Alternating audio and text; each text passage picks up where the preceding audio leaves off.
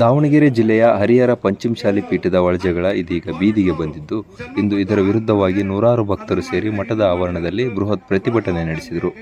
ಮಠಕ್ಕೆ ಸರ್ಕಾರದಿಂದ ಬಂದ ಅನುದಾನ ಹಾಗೂ ಭಕ್ತರು ನೀಡಿದ ದೇಣಿಗೆಯನ್ನು ಮಠದ ಟ್ರಸ್ಟಿಗಳು ಹಾಗೂ ಧರ್ಮದರ್ಶಿಗಳು ದುರ್ಬಳಕೆ ಮಾಡಿಕೊಂಡಿದ್ದಾರೆ. ಇದರ ಬಗ್ಗೆ ಲೆಕ್ಕ ಕೇಳಿದ್ದಕ್ಕೆ ಮಠದ ಟ್ರಸ್ಟಿಗಳು, ಧರ್ಮದರ್ಶಿಗಳು ಸ್ವಾಮೀಜಿಗಳನ್ನು ಹೊರಹಾಕುವಂತ ಹುನ್ನಾರ ಮಾಡುತ್ತಿದ್ದಾರೆ ಎಂದರು.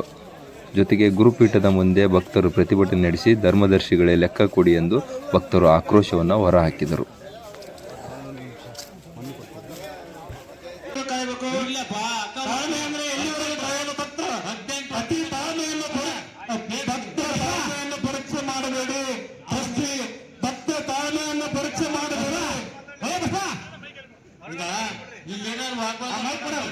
ಸಮಾಜ ಸುಮಾರು 100 ವರ್ಷದಿಂದ ಸಂಪದ್ಭರಿತವಾದ ಶ್ರೀಮಂತ ಸಮಾಜ ಆಗಿತ್ತು.